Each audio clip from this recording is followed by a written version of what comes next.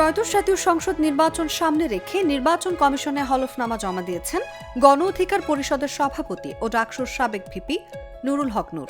হলফনামার তথ্য অনুযায়ী নিজেকে ব্যবসায়ী হিসেবে উল্লেখ করা নূরের মোট সম্পদের পরিমাণ 89,82,841 টাকা। তার বার্ষিক আয় 20,40,048 টাকা, যার বড় অংশ আসে ব্যবসা থেকে। নূরের স্ত্রী মারিয়া আক্তার পেশায় শিক্ষক।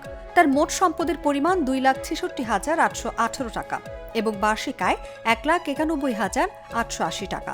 দুজনেই নিয়মিত আয়কর রিটার্ন দাখিল করেছেন, যা রাজনৈতিক স্বচ্ছতার বার্তা হিসেবে তুলে ধরছে দলটি। হলফনামায় আরও উঠে এসেছে আইনি বাস্তবতা। নুরুল হক নূরের বিরুদ্ধে বর্তমানে 6টি মামলা চলমান। এর মধ্যে কয়েকটি তদন্তাধীন এবং কয়েকটিতে তিনি অভিযুক্ত। তবে 8টি মামলা থেকে ইতোমধ্যে অব্যাহতি পেয়েছে নূর। রাজনৈতিকভাবে সক্রিয় ও আন্দোলনমুখী ভূমিকার কারণে এসব মামলাকে সমর্থকরা রাজনৈতিক চাপ হিসেবে দেখছেন, আর সমালোচকদের মতে এটি ভোটারদের বিবেচনায় গুরুত্বপূর্ণ ইস্যু। সম্পদ বিবরণীতে দেখা যায় নূরের নামে 82 ডেসিমেল কৃষি জমি এবং স্ত্রীর নামে 3 একর কৃষি জমি রয়েছে।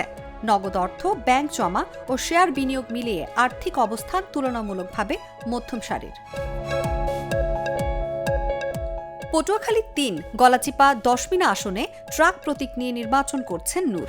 যুগপৎ আন্দোলনের সমঝোতার কারণে বিএনপি দলীয় প্রার্থী না দিলেও স্বতন্ত্র প্রার্থীর উপস্থিতিতে মাঠের রাজনীতি সহজ থাকছে না।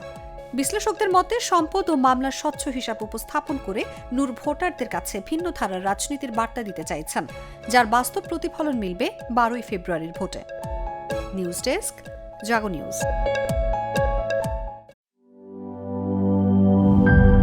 গ্লিটারের টুইন লেমন ও অ্যান্টিব্যাকটেরিয়াল ফর্মুলা বাসনকে চকচকে জীবাণুমুক্ত করে আমাদের দেয় গ্লিটার গ্যারান্টি।